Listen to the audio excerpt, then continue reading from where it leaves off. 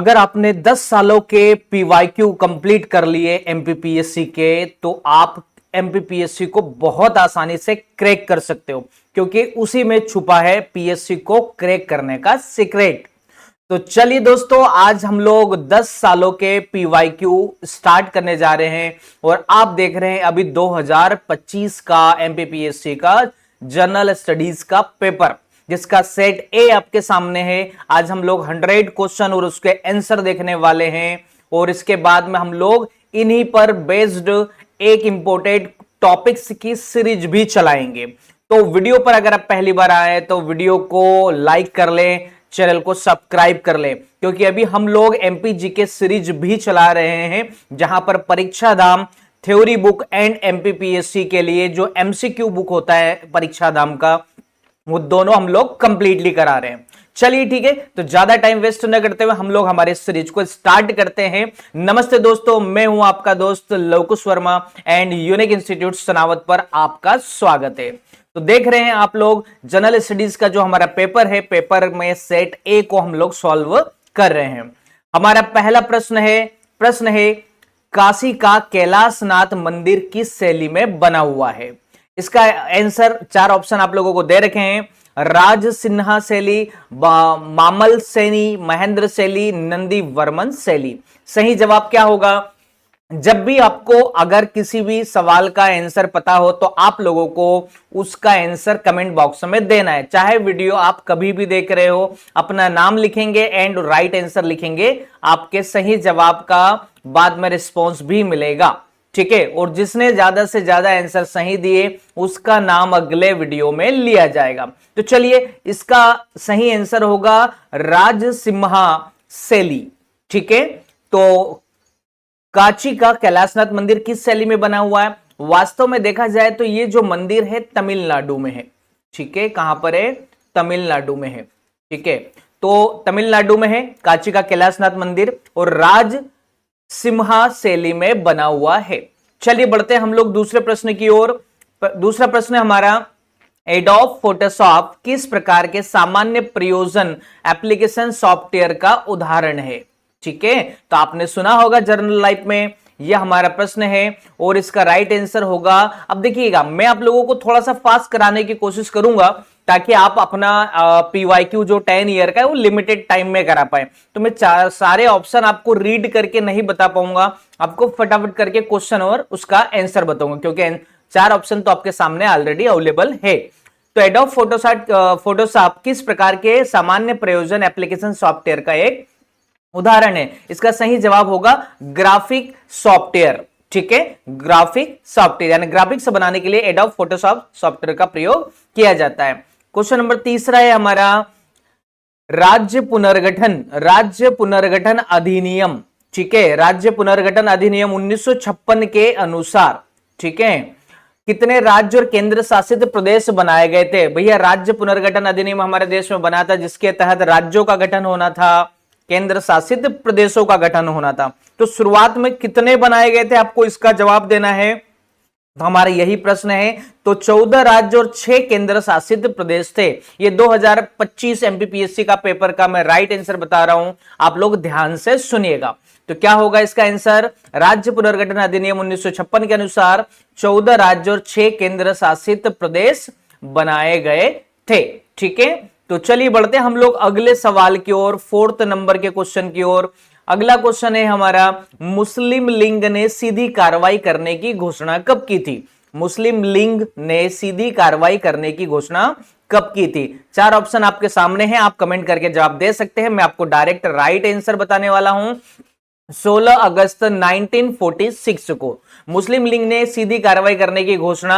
अब सीधी कार्रवाई किनके खिलाफ की होगी? उस समय हमारे देश में स्वतंत्रता के आंदोलन चल रहे थे, गांधी जी काफी आंदोलनों में पार्टिसिपेट कर रहे थे, देश को आजादी दिलाने की मुहिम चल रही थी, तो मुस्लिम लीग ने सीधी कार्रवाई करने की घोषणा कर दी थी।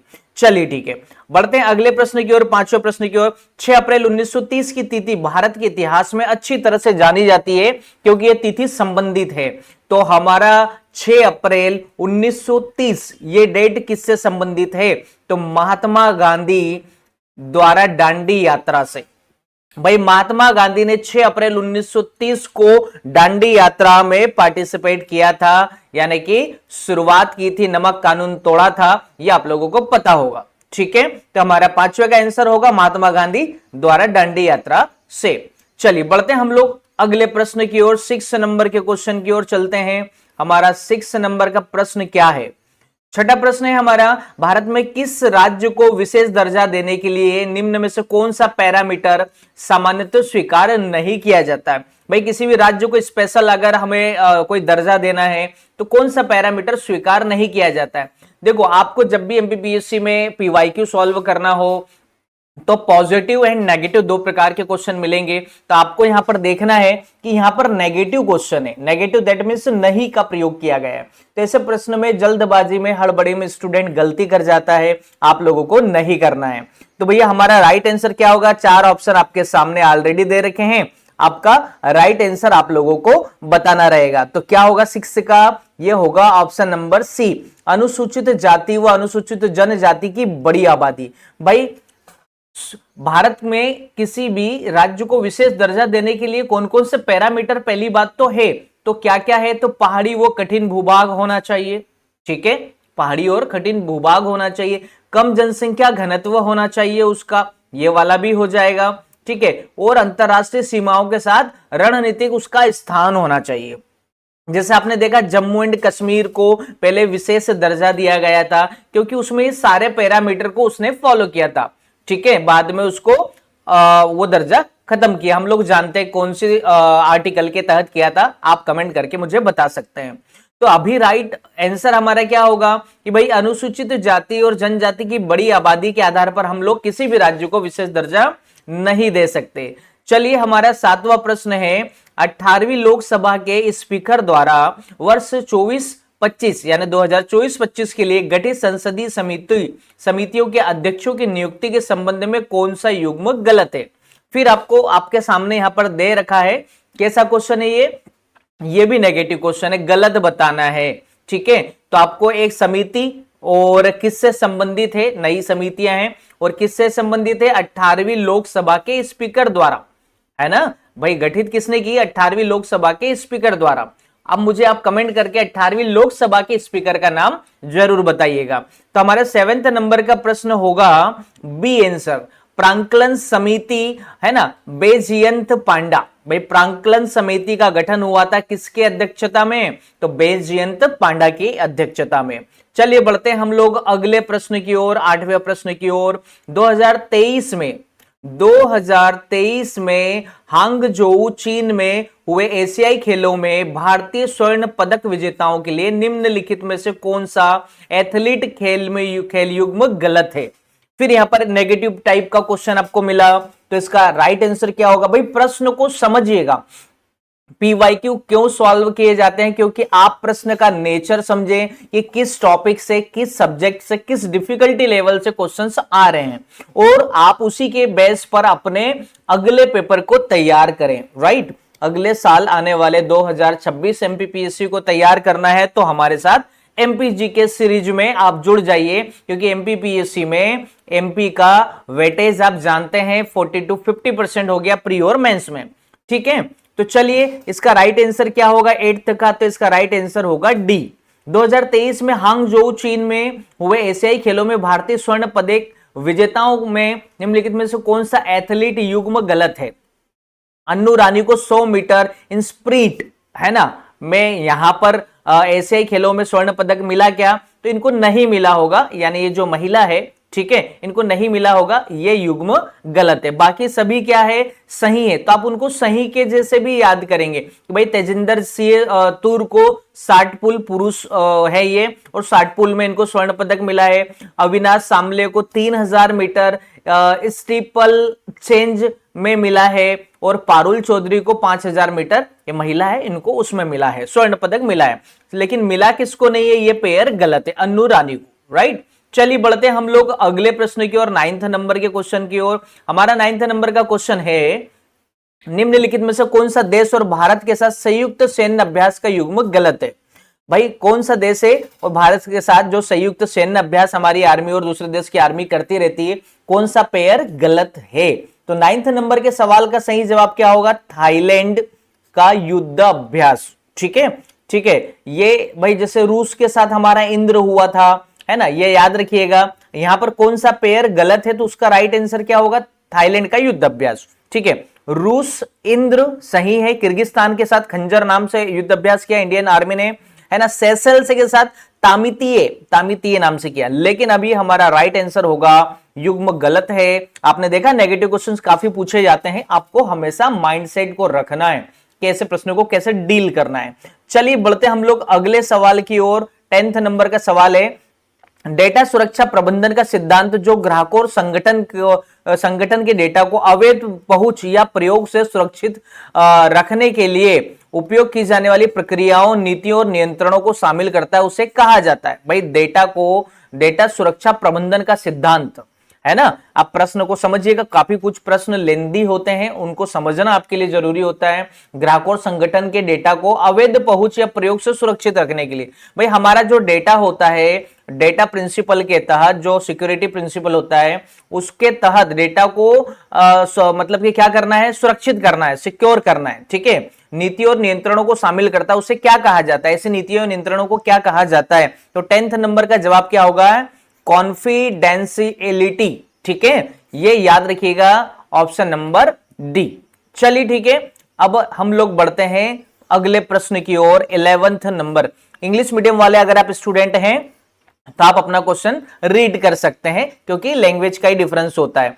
चलिए ठीक है, 11th नंबर का प्रश्न है कि भारत वन स्थिति रिपोर्ट ISFR 2021 के अनुसार मध्य प्रदेश के इनमें से कौन से जिले में वन आवरण 10% जिले के भौगोलिक क्षेत्रफल का, है ना, से कम है? भाई कौन से जिले का जो वन क्षेत्रफल, वन आवरण 10% से कम है? कौन सी रिपोर्ट के अनुसार? भारत की जो वन स्थिति रिपोर्ट आती है 2021 के अनुसार बताना है। यानी कि ये पेपर हुआ था कब? 25 में हुआ था ना, फेब में। तो आपसे 21 का डेटा पूछा, आपको 2-3 साल की रिपोर्टें भी पढ़कर जाना रहता है। तो राइट आंसर क्या होगा 11th का? सी होगा, भिंड में। यानी भिंड का जो वन आवरण क्षेत्रफल है वो 10% से कम है जिले के क्षेत्रफल के कंपैरिजन में। हमारा 12वां प्रश्न है, भारतीय संविधान के अनुच्छेद 338 के अंतर्गत निम्नलिखित में से किस आयोग के गठन की बात की गई है? भारतीय संविधान के अनुच्छेद 338 के तहत या अंतर्गत निम्नलिखित में से किस आयोग के गठन की बात की गई है? तो भाई कौन सा अनुच्छेद है यहाँ पर? 338, है ना। कौन सा आयोग गठित करने की चर्चा हुई है? 12th नंबर के प्रश्न में आपसे यह पूछा है, तो उसका सही जवाब होगा राष्ट्रीय अनुसूचित जाति आयोग। राष्ट्रीय अनुसूचित जाति आयोग। देखो जनजाति नहीं बोला है, जाति आयोग। अनुसूचित जाति मतलब SC आयोग की हम लोग चर्चा यहां पर कर रहे हैं, याद रखिएगा। ठीक है, चलिए ठीक है, तो अब हम अगले प्रश्न की ओर बढ़ते हैं। अभी आपने 12वें का आंसर देखा, डी होगा राष्ट्रीय अनुसूचित जाति आयोग। यानी कि भारतीय संविधान के अनुच्छेद 338 के तहत, है ना, जिस आयोग के गठन की बात की उसका नाम है ना, SC आयोग, शॉर्टकट में आप याद रख सकते हैं। चलिए ठीक है, अगले प्रश्न की ओर हम लोग बढ़ते हैं। 13 नंबर का क्वेश्चन है, 13 नंबर का, कि मुख्यमंत्री लाडली बहना योजना जो पूरे मध्य प्रदेश में क्रियान्वित की गई है का उद्देश्य आर्थिक स्वावलंबन के अतिरिक्त तो और क्या है? भाई यानी भाई ये पैसा जो हमारी MP गवर्नमेंट दे रही है, मुख्यमंत्री साहब दे रहे हैं, है ना, लाडली बहना योजना के अंतर्गत, वो पैसा का उद्देश्य आर्थिक स्वावलंबन बनाना तो है भाई, आर्थिक रूप से सक्षम बनाना तो है, उनकी जरूरतों को पूरा करना तो है, पर उसके अलावा और भी उद्देश्य वो क्या है वो आपको बताना है। महिलाओं के स्वास्थ्य और पोषण के लिए, भाई महिलाएं स्वास्थ्य और पोषण, उनका स्वास्थ्य का देखरेख कर पाए, उनको अगर कोई मेडिकल इमरजेंसी होती है तो दवाई गोली का खर्चा वो अपना कर पाए, है ना। मान लो कुछ अच्छी चीजें, पोषक तत्व, ऐसी चीजें खा पाए ताकि वो हेल्दी रहें। ठीक है, चलिए अब हमारा जो 14 नंबर का प्रश्न है, यहां पर 14 नंबर के प्रश्न में 30/4/1977 से 23/6/1977 के दौरान जब मध्य प्रदेश में राष्ट्रपति शासन लागू किया गया था, है ना, याद रखिएगा राष्ट्रपति शासन की बात हो रही है। कितने बार मध्य प्रदेश में अभी तक लागू हुआ है? 3 बार। राष्ट्रपति शासन कितने बार लगा है MP में? 3 बार। ठीक है, मुझे आप बता सकते हैं कब कब लगा, कमेंट करके। तब मध्य प्रदेश के राज्यपाल कौन थे? भाई आपसे एक ड्यूरेशन दे दिया है कि इस समय पर जब राष्ट्रपति शासन लगा था 77 के समय, है ना, 1977 के समय, उस समय मध्य प्रदेश के राज्यपाल कौन थे? आपको राज्यपाल भी याद करके जाना है, आपको मुख्यमंत्री भी याद करके जाना है राष्ट्रपति शासन के दौरान। तो अभी हमारा 14th नंबर का जो सवाल है उसका राइट आंसर क्या होगा? राइट आंसर होगा बी, श्री सत्यनारायण सिन्हा। ये थे हमारे राज्यपाल, दैट मीन्स गवर्नर। ठीक है, इस डेट में 1977 में जब एमपी में राष्ट्रपति शासन लगा था तब ये राज्यपाल थे। ठीक है, चलिए ठीक है, अब हम लोग बढ़ते हैं हमारे 15th नंबर के क्वेश्चन की ओर। मध्य प्रदेश के निम्नलिखित राज्यपालों में से किसका कार्यकाल सबसे छोटा रहा? भाई आप एमपी पॉलिटी बहुत अच्छे से करके जाइएगा हमारे साथ। परीक्षा धाम जो बुक की सीरीज हम लोग चला रहे हैं, एमसीक्यू भी चला रहे हैं, पूरा कंप्लीट बुक पढ़ा रहे हैं, साथ ही थ्योरी बुक भी कंप्लीट पढ़ा रहे हैं। आप हमारी सीरीज से जरूर जुड़िएगा और साथ ही चैनल को सब्सक्राइब कर लो, वीडियो को लाइक कर दो। मध्य प्रदेश के निम्नलिखित राज्यपालों में से किसका कार्यकाल सबसे छोटा रहा? तो भाई ऐसे कौन से राज्यपाल है? 4 ऑप्शन आपके सामने, मुझे पढ़कर आपका टाइम वेस्ट नहीं करना है। तो इसका राइट आंसर होगा पट्टाभी सीतारमैया। पट्टाभी सीतारमैया, भैया इनका कार्यकाल सबसे छोटा रहा। ठीक है, चलिए ठीक है, अब हम बढ़ते हैं अगले प्रश्न की ओर। हमारा 16 नंबर का क्वेश्चन क्या है? चलिए देखिएगा, अगला सवाल है, मार्च 2023 तक भारत में इनमें से कौन से राज्य में सौर ऊर्जा की स्थापित क्षमता सर्वाधिक थी? मार्च 2023 के आंकड़ों के अनुसार, यानी करंट अफेयर्स का प्रश्न हो गया, सौर ऊर्जा की स्थापित क्षमता सर्वाधिक थी। कौन सा राज्य जहां पर सौर ऊर्जा ज्यादा पैदा की जाती है? इसका सही जवाब होगा राजस्थान। 16 नंबर का सही जवाब क्या होगा? राजस्थान, यानी यहां पर सौर ऊर्जा की जो उत्पादन क्षमता है वो ज्यादा थी, सर्वाधिक थी। 17वां प्रश्न है, दशक 2001 से 11 में किस राज्य की जनसंख्या वृद्धि दर भारत में सर्वाधिक रही? दशक की बात कर रहे हैं, यानी कौन सा डिकेड है भाई? 10 सालों का जो टाइम पीरियड होता है उसे दशक कहते हैं। और 2001 से 11 के बीच की बात करी, जनसंख्या वृद्धि दर भारत में किस राज्य की सबसे ज्यादा रही? तो वो सही आंसर होगा उसका मेघालय। क्या सही जवाब होगा? 17 का मेघालय। मेघालय की उस दशक में जनसंख्या वृद्धि दर सर्वाधिक रही। चलिए अब हम बात करते हैं हमारे अगले प्रश्न की ओर, 18th नंबर के क्वेश्चन की ओर। प्रश्न है हमारा, इनमें से कौन से चक्रवात ने नवंबर दिसंबर 2024 में तमिलनाडु के तटीय भाग को प्रभावित किया? भैया हमारे यहाँ चक्रवात से जुड़े हुए प्रश्न भी एमपीपीएससी में अक्सर पूछे जाते रहे, तूफानों से कि चक्रवातों से, कि कौन सा तूफान कब आया, उसका नाम किसके नाम पर किया गया है ना, कौन से राज्य को प्रभावित किया, ये सब चीजें आपको लर्न करते चलना है। तो 18 नंबर के प्रश्न में है ना, भाई कौन सा चक्रवात नवंबर दिसंबर 2024 में तमिलनाडु के तटीय भाग को प्रभावित किया? तो इसका नाम अगर आप जानते हैं तो कमेंट करके बताइए। तो चक्रवात का नाम है फेंगल। फेंगल क्या होगा? फेंगल। 19 नंबर का प्रश्न है, वर्ष 2024 में भारत में निम्नलिखित में से कौन से परमाणु ऊर्जा केंद्र की स्थापित क्षमता सर्वाधिक है? अभी आपसे सौर ऊर्जा के बारे में पूछा था, परमाणु ऊर्जा केंद्र के बारे में पूछा है कि भाई हमारे यहाँ जितने भी केंद्र है परमाणु ऊर्जा के, वहां पर किसकी सर्वाधिक क्षमता है? सर्वाधिक क्षमता है तो वो होगा कुडनकुलम। कौन सा होगा? कुडनकुलम। याद रखिएगा और कमेंट करके बताइएगा कुडनकुलम मध्य प्रदेश के किस राज्य में स्थित है। ठीक है, चलिए कुडनकुलम होगा हमारा। ये हम अगले प्रश्न की ओर बढ़ते हैं। किस उपनिषद में याज्ञवल्क्य और गार्गी का प्रसिद्ध संवाद मिलता है? ठीक है, तो बताइए किस उपनिषद में भैया इन दोनों लोगों का संवाद मिलता है, आपस में डिस्कशन मिलता है 20वें प्रश्न में? तो ये होगा बृहदारण्यक उपनिषद।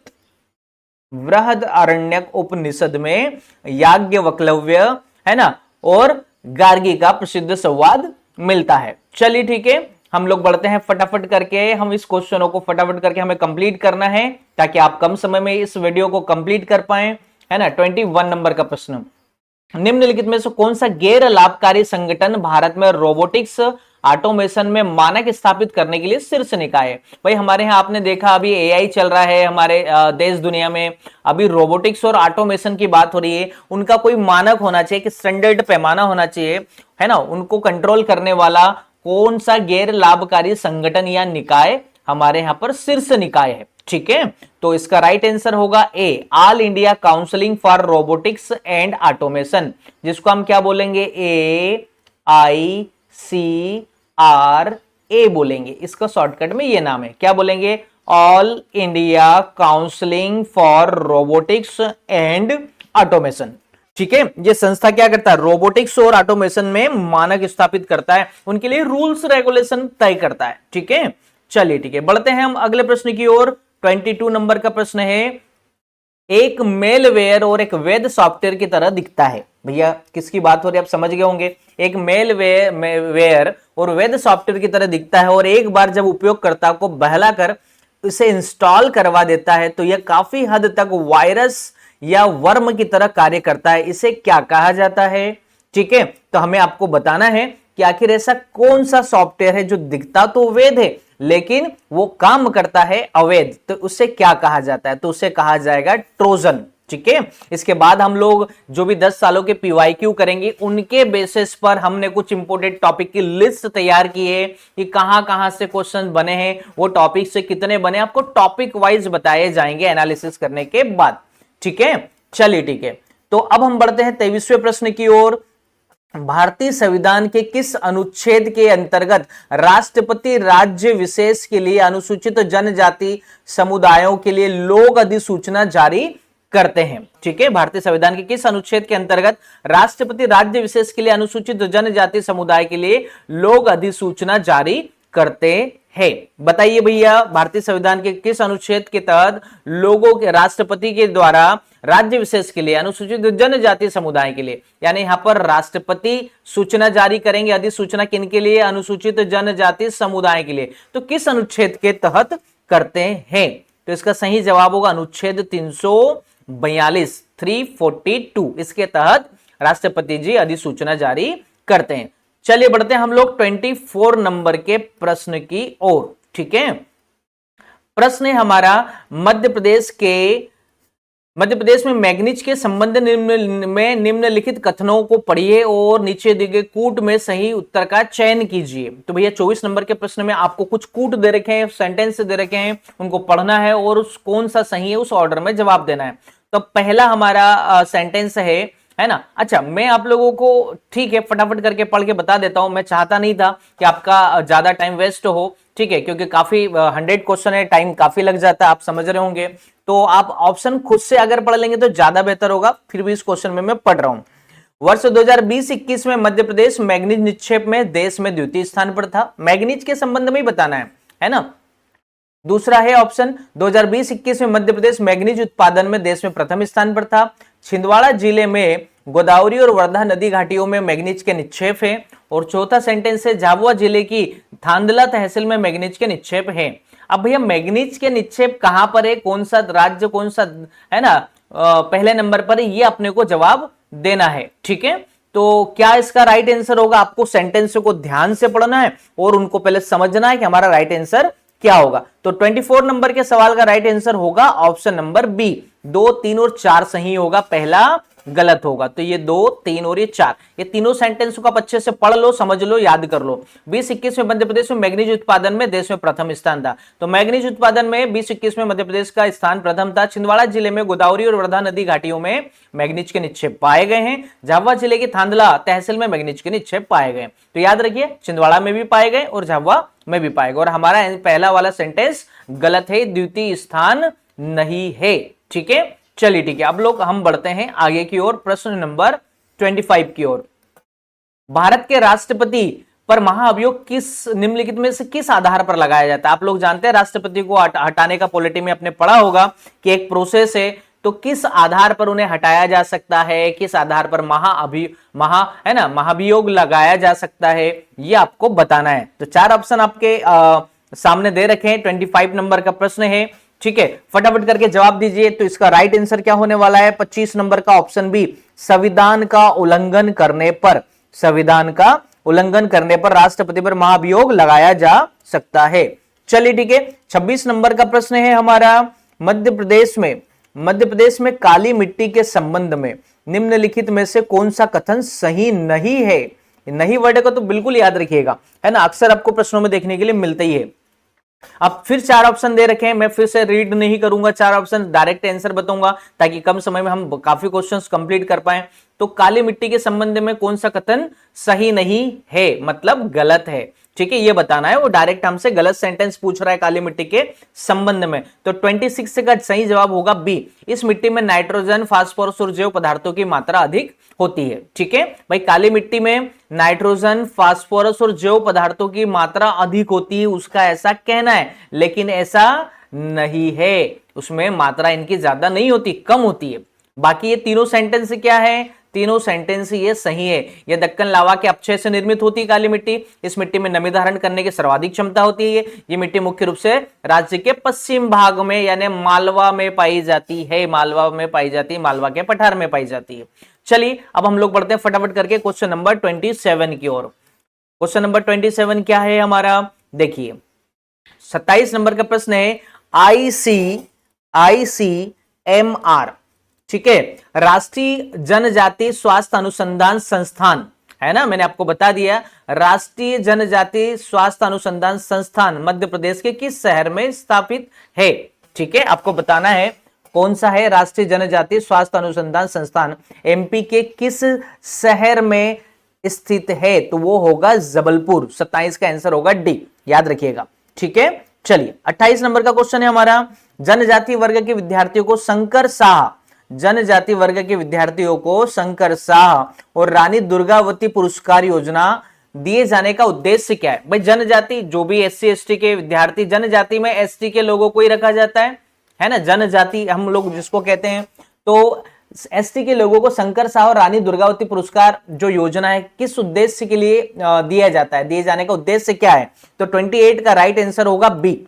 ठीक है, 10वीं और 12वीं कक्षा की परीक्षाओं में मेधावी स्थान पाने वाले विद्यार्थियों को प्रोत्साहित करने हेतु, भाई जो 10वीं और 12वीं के जो स्टूडेंट है, मेधावी है, पढ़ने में स्मार्ट है, उनको आगे के लिए पढ़ाई करने के लिए पैसा फाइनेंशियली थोड़ा सपोर्ट गवर्नमेंट करती है इस योजना के तहत। और ये भी जनजाति मतलब कि ST कैटेगरी के प्रमुख नेता थे, स्वतंत्रता सेनानी थे शंकर शाह, रानी दुर्गावती, इनका नाम आप जानते ही होंगे। चलिए बढ़ते हैं हम लोग हमारे अगले प्रश्न 29 की ओर, है ना। दिनांक 2000 मतलब 23/12/2017 से 23/12/2017 से आहार अनुदान योजना किस जनजातीय समुदाय के कुपोषण को दूर करने की योजना है? ठीक है, आपको याद रखना योजना कौन सी बात हो रही है? आहार अनुदान योजना किस जनजातीय समुदाय के कुपोषण को दूर करने की योजना है? तो 29 नंबर के सवाल का जवाब देना है, जो होगा ऑप्शन नंबर बी, विशेष पिछड़े जनजाति समूह। हमारे यहां पर विशेष पिछड़े जनजाति समूह कितने हैं? है ना, 3 है।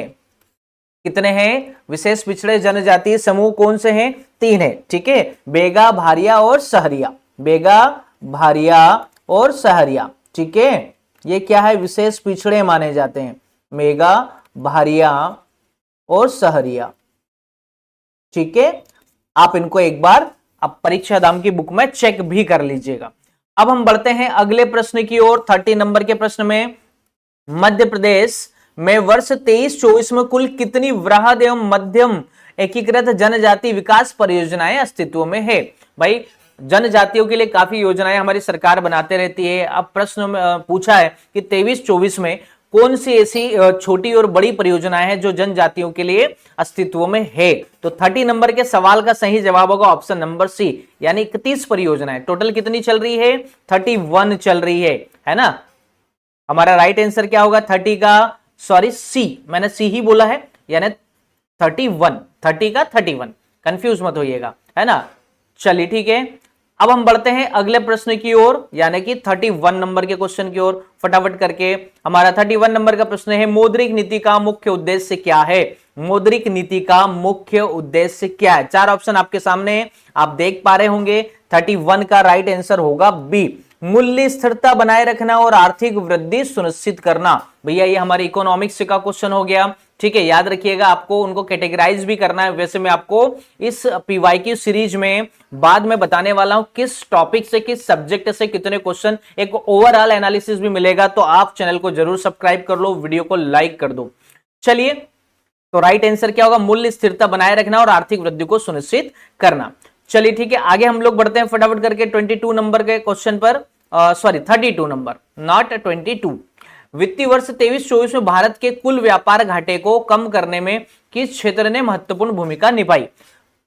है ना, भारत के व्यापारिक घाटे को कम करने में किस वित्तीय क्षेत्र ने, है ना, वित्तीय वर्ष 23-24 में भारत के कुल व्यापार घाटे का कम करने में किस क्षेत्र ने महत्वपूर्ण भूमिका निभाई? बताइए भैया 32 का राइट आंसर क्या होने वाला है? तो सी होगा सेवा और निर्यात।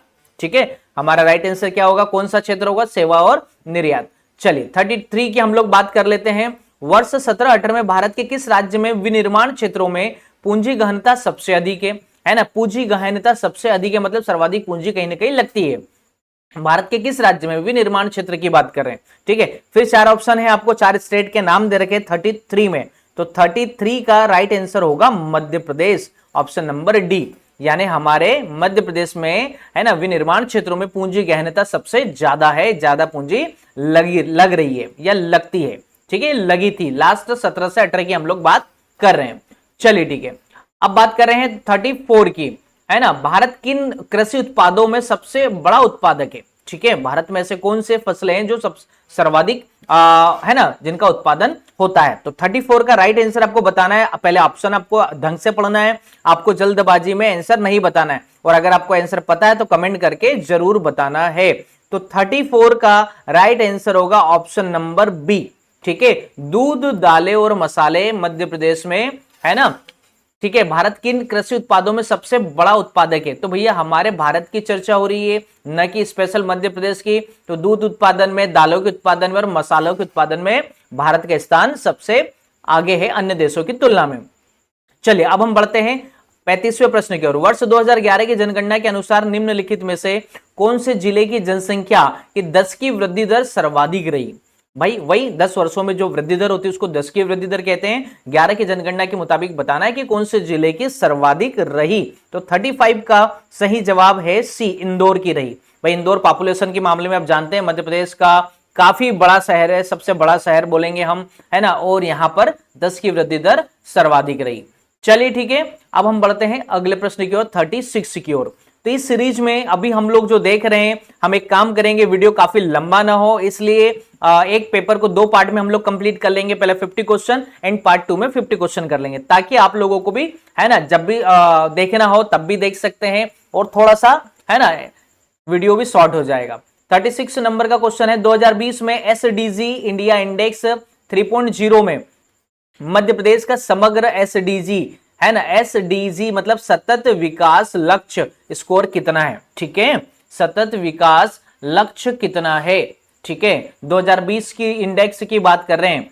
2020 में एसडीजी इंडिया इंडेक्स 3.0 में एमपी का समग्र एसडीजी इंडेक्स में स्कोर कितना है? 36 का जवाब दीजिए। तो हमारा स्कोर था 36 के अकॉर्डिंग 62, यानी कि 62, याद रखिएगा 62 हमारा था।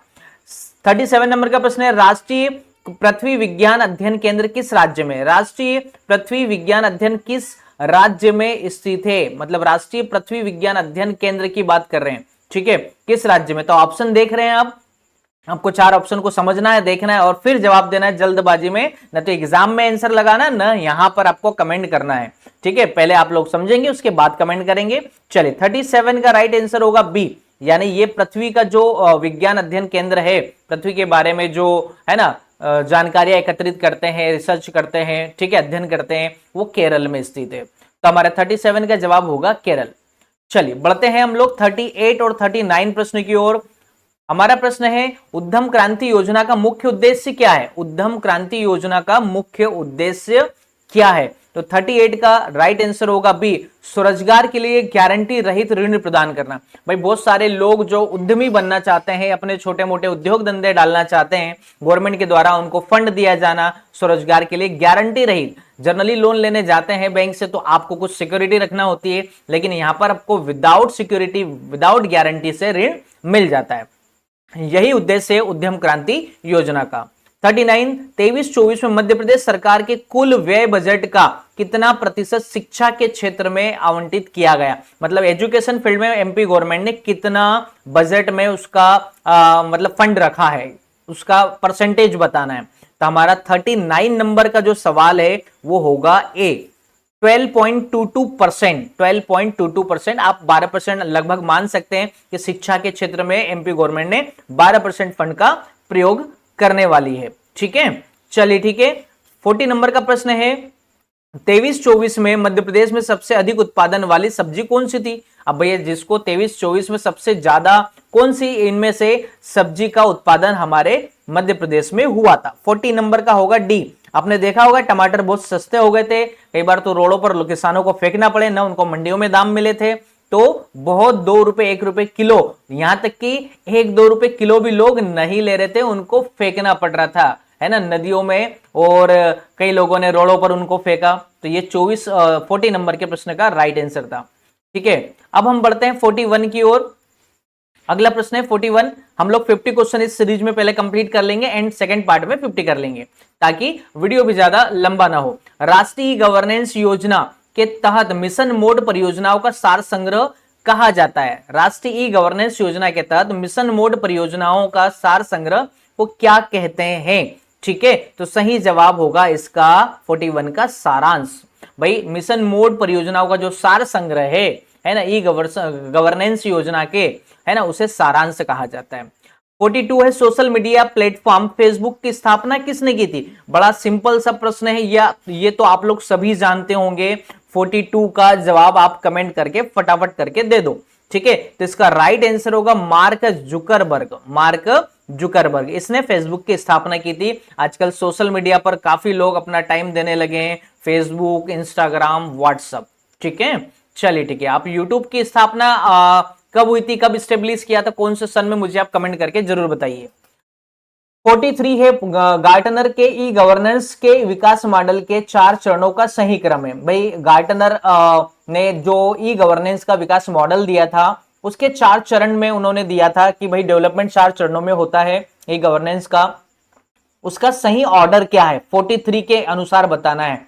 तो 43 में आपको option number A right answer होगा। सूचना, पहले सूचना, फिर बातचीत, फिर लेन देन एंड फिर परिवर्तन होता है। ये होते हैं ई गवर्नेंस के विकास मॉडल के 4 चरण। अगला प्रश्न है हमारा, यानी 44 नंबर का क्वेश्चन है हमारा, निम्नलिखित में से कौन 2024 के पद्म विभूषण पुरस्कार के प्राप्तकर्ता नहीं है? भाई किसने प्राप्त किए वो याद होना चाहिए, तभी तो बता पाओगे कि प्राप्तकर्ता नहीं है।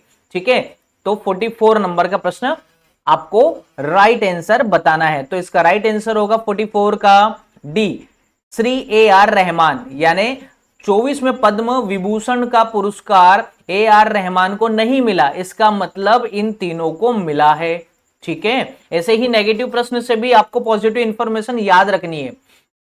सुश्री वैजयंती माला बाली, श्री कोडी नेडा चिरंजीवी, श्री M वेंकैया नायडू, इनको मिला है, बाकी इसको नहीं मिला है। ठीक, चलिए अब हम बढ़ते हैं हमारे 45 प्रश्न की ओर। 45 नंबर का प्रश्न ये रहा आपके सामने, भारतीय संविधान के किस अनुच्छेद में अनुसूचित जनजातियों के लिए राज्य की विधानसभा में सीटों का आरक्षण का प्रावधान है? भारतीय संविधान के किस अनुच्छेद में अनुसूचित जनजातियों के लिए राज्य की विधानसभा में सीटों का आरक्षण का प्रावधान है? भाई हमारा कौन सा ऐसा राज्य है ना, और किस संविधान के अनुच्छेद के तहत, है ना, अनुसूचित जनजातियों के लिए विधानसभा सीटें रिजर्व कर रखी है? तो 45 नंबर का सही जवाब होगा B, option number B, article 332 के तहत अनुसूचित जनजातियों के लिए राज्य की विधानसभा सीटें आरक्षित है। तो राइट आंसर क्या होगा 45 का? Option number B. चलिए 46 की बात करते हैं। FPGA, है ना, FPGA एकीकृत सर्किट है जिनका AI को डिप्लॉय करने के लिए व्यापक रूप से उपयोग किया जाता है ना। अब FPGA का विस्तृत रूप यानी फुल फॉर्म बताना है किसका? FPGA का। बताइए क्या होने वाला है? F मीन्स क्या होगा, P मीन्स क्या होगा, और G और A मीन्स क्या होगा? 46 का जवाब आपको देना है। तो इसका मतलब होगा F मतलब फील्ड, P मतलब प्रोग्रामेबल, और G मतलब गेट, और A मतलब एरेज। ठीक है, ये हमारा FPGA का सही मतलब होने वाला है।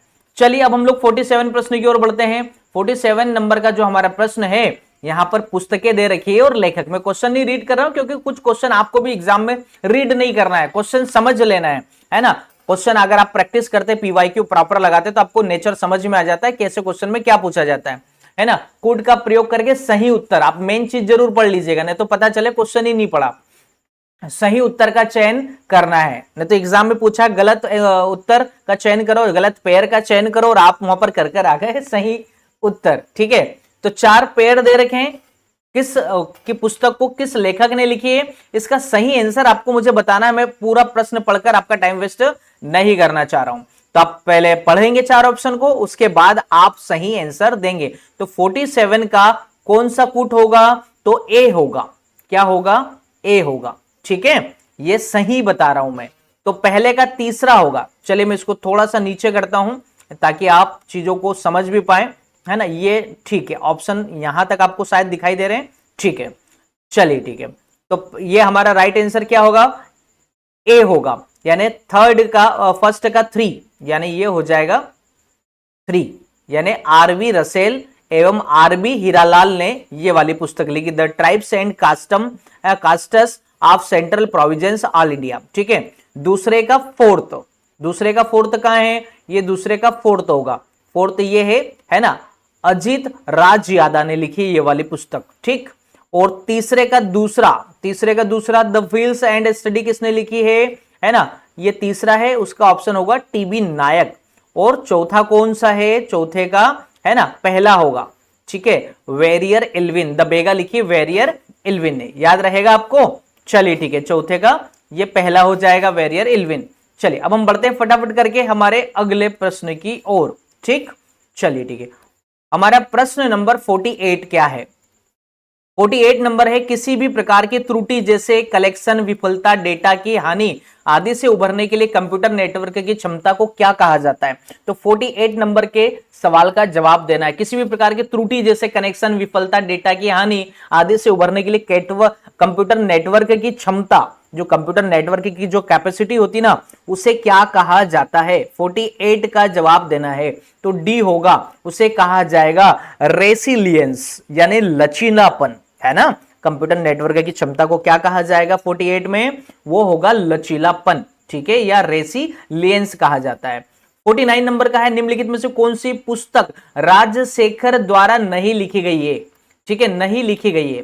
अच्छा, एक बात और मैं आपको क्लियर करना शुरुआत में भूल गया था। ये जो हम आंसर देख रहे हैं, ये लोक सेवा आयोग द्वारा जारी आंसर की के द्वारा ही मैं आप लोगों को बता रहा हूं। उनके आंसर की में जो राइट आंसर थे, उसी के आधार पर ये हमने सब कुछ आपको बताया है। ठीक है, तो देखिएगा 49 का हमारा जो प्रश्न, राजशेखर की कौन सी पुस्तक नहीं है, तो आप पहले ऑप्शन को पढ़िएगा। 49 में क्या क्या दे रखा है? तो सही आंसर होगा प्रबंध चिंतामणि।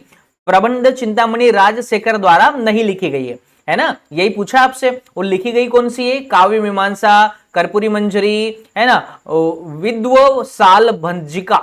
ठीक है, नाम काफी कॉम्प्लिकेट भी होते हैं। ठीक है, इनको आप ध्यान रखेंगे कि किसने कौन सी किताबें लिखी है। लास्ट प्रश्न आज की क्लास का हम लोग डिस्कस करने जा रहे हैं। इसके बाद पार्ट 2 में 2025 का जो हम लोग पेपर देख रहे हैं, उसमें आगे के 50 क्वेश्चन हम लोग डिस्कस करेंगे। एमएस डॉस निम्नलिखित में से किस प्रकार के यूजर इंटरफेस वाला एक ऑपरेटिंग सिस्टम है? एमएस डॉस निम्नलिखित में से किस प्रकार के यूजर इंटरफेस वाला एक ऑपरेटिंग सिस्टम है? ठीक है, तो आपको 50 वाले प्रश्न का जवाब देना है। ऑप्शन नंबर सी होगा, कमांड आधारित इंटरफेस। कमांड आधारित इंटरफेस। तो डियर स्टूडेंट्स, आपने देखा एमपीपीएससी में जो हम लोगों ने पीवाईक्यू सीरीज स्टार्ट की है, एग्जाम को क्रैक करने का एक बहुत बड़ा हथियार है। और मैं आप लोगों को यहां पर पिछले 10 ईयर के पीवाईक्यू कराने वाला हूं।